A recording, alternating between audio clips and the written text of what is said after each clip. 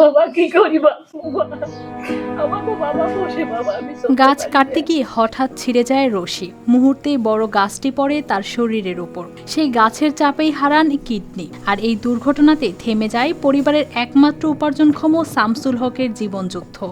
কাটছে সেই গাছের মনে করো অসাধুরি টান দিচ্ছে, গাছ আসিয়ে শরীরের মধ্যে মানে কাটা যাওয়ার মধ্যে পড়ে গেছে, যে কিডনিটা ফাটি গেছে। পরিবারে তো ওই যে খাওয়ার সমস্যা হচ্ছে, লেখাপড়ার সমস্যা হচ্ছে, সব বাচ্চা কুচ্চার।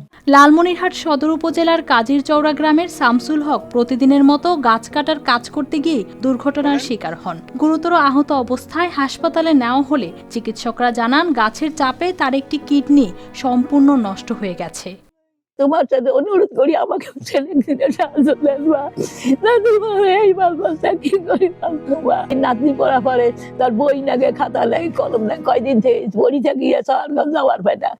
উন্নত চিকিৎসার জন্য পরে একটি বেসরকারি হাসপাতালে ভর্তি করা হলেও টাকার অভাবে কয়েকদিন পরেই তাকে ফিরিয়ে আনতে হয় বাড়িতে। বর্তমানে ক্ষতিগ্রস্ত কিডনি অপসারণে প্রায় 10 লাখ টাকার প্রয়োজন বলে জানিয়েছেন চিকিৎসকরা। গাছ পড়ার কারণে তার একটু আঘাত লাগে কিডনিটা হচ্ছে যে ফেটে গেছে। তা আমরা চাই সরকার যাতে এই দৃষ্টিতে দেখে, যাতে একটু সহযোগিতা করে, লোকটা যাতে সুস্থ হয়। আয় বন্ধ হয়ে যাওয়ায় সংসারে নেমে এসেছে চরম সংকট। ছেলে মেয়েদের পড়াশোনা চালিয়ে নেওয়া হয়ে পড়েছে কঠিন। আমার বাবার দুটো কিডনির সমস্যা, আমাদের খাওয়া দাওয়ার অনেক কষ্ট। আমি ট্রাকের হেল্পারিগিরি করি, আমিও কাজে যেতে পারি না। এই অবস্থায় শামসুল হকের চিকিৎসার জন্য সরকার, স্থানীয় জনপ্রতিনিধি ও সমাজের বিত্তবান মানুষের সহযোগিতা চেয়েছেন তার স্বজনরা।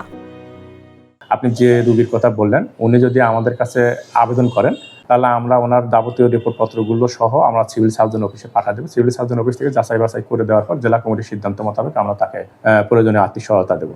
একসময় যে মানুষটি গাছ কেটে পরিবারের মুখে খাবার তুলে দিতেন, এখন সেই মানুষটি বিছানায় শুয়ে অপেক্ষা করছেন বাঁচার আশায়। News desk, RTV।